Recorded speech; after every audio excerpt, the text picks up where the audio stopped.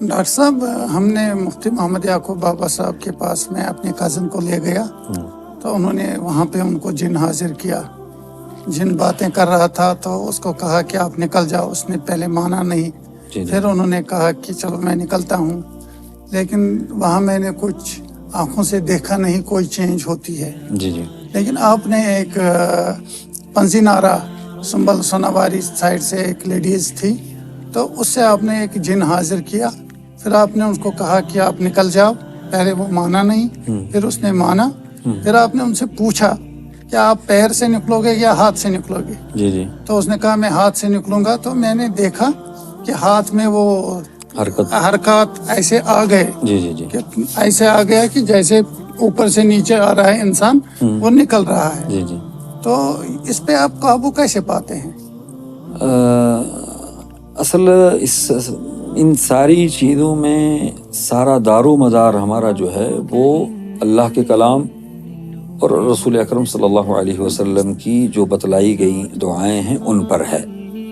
اور چونکہ ہم ان مخلوقات کو دیکھ بھی نہیں رہے ہوتے اور نہ ہی ان سے ہم استعانہ لینا جائز سمجھتے ہیں کہ جنات کو ہم اپنے ساتھ رکھیں اور ان سے مدد لے کر ہم کو علاج معالجہ کریں. شیخ علامہ ابن باز رحمہ اللہ اور دیگر اہل علم نے اس کو جو ہے وہ ناجائز قرار دیا ہے. اور یہ چیز جبکہ بعض لوگوں کے ہاں جو اپنے آپ کو صحیح العقیدہ کہتے ہیں وہ ان کے ہاں بھی یہ چیز کبھی کبھار دکھنے میں یا اندازہ لگتا ہے جو غلط ہے، ناجائز ہے. سوائے ایک شکل کے وہ یہ کہ وہ مریض ہی میں جو جن جو ہے وہ بولنے لگ جائے. تو ظاہر بات ہے وہ اگر بول رہا ہے کہ بھئی ہاں مجھے لگایا گیا ہے تو اس سے پوچھ کر ہم اس کا جو مریض کی جو نوعیت ہے اگر اس کا علاج دیکھ رہے ہیں تو وہ ایک الگ نوعیت ہے کیونکہ وہی مرض ہے اصل. تو اسی مرض سے ہی ہمیں اگر مطلب پتہ چل رہا ہے. تو جیسے کہ جو آپ نے کہا کہ جہاں تک قابو ہونے کا ہے وہ اصل جب قرآن کریم کی ضرب پڑتی ہے اللہ کی اس مخلوق پر تو پھر یہ بے قرار ہوتے ہیں. ان کے سامنے پھر کوئی چارہ نہیں ہوتا ہے. اسی لیے یہاں میں خود بھی اور اس کا ذکر شیخ الاسلام ابن تیمیہ رحمۃ اللہ علیہ نے اپنی کتابوں میں کیا ہے کہ ہمیں وعظ کرنا چاہیے، ان کو سمجھانا چاہیے. تو کوشش یہی کرنی چاہیے کیونکہ یہ بھی اللہ کی مخلوق ہیں، ان کے ہاں بھی جہالت ہے، انجانی میں یہ لوگ جو ہے وہ پڑ جاتے ہیں. تو اس لیے میری زیادہ کوشش یہی رہتی ہے کہ انہیں پہلے سمجھانے کی کوشش کی جائے، قرآنی آیات پڑھ کر اس کا ترجمہ کر کے ان کو کتاب و سنت اور مطلب ان کی خلقت کا جو مقصد ہے وہ بیان کر کے. تو اللہ کا فضل ہے اور اس کا شکر و احسان ہے. کیونکہ میں جہاں تک جو میں نے پہلے بھی ایک جو آپ کو بتایا تھا کہ ایک تو مقصد ہمارا اس فیلڈ میں آنے کا تھا کہ یہ جو غلط ماحول تھا ہمارے لوگوں میں، تو ساتھ ہی ساتھ اصل دوسرا پہلو جو میں اس میں آنے کے بعد میں نے محسوس کیا کہ یہ دعوت کا بھی ایک مضبوط سٹیج ہے اگر اس کو جائز طریقے سے ہم استعمال کریں.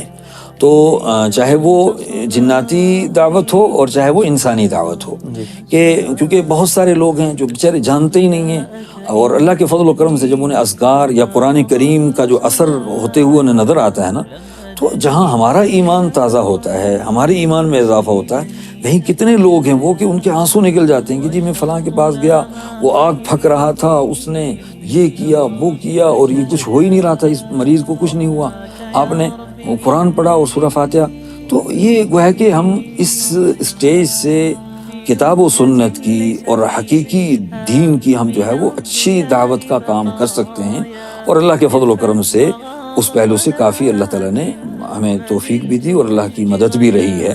کتنے مطلب جنات ہیں جنہوں نے اسلام لانے کا مطلب ہمارے سامنے اقرار کیا. اب حقیقت کیا ہے کیا نہیں کیونکہ وہ غیب ہے، ہم نہیں جانتے ہیں، لیکن بظاہر مطلب انہوں نے ان چیزوں کو قبول کیا، وہ مریض سے نکلے اور مریض اس کے بعد ٹھیک رہا. تو اس کا مطلب ہے انہوں نے سچ بولا. تو اس اعتبار سے ہم جو ہے وہ مطلب جو جہاں تک آپ کا سوال تھا کہ اثر کیسے ڈالتے ہیں، وہ اللہ رب العزت ہی اپنا اثر اپنے کلام کے ذریعے دکھاتا ہے اور ذریعہ اللہ تعالیٰ جو ہے وہ ہمیں بنا دیتا ہے. تو اس اعتبار سے وہ جو ہے ان کا نکلنے کا جو ہے سلسلہ جو ہے وہ ہوتا ہے.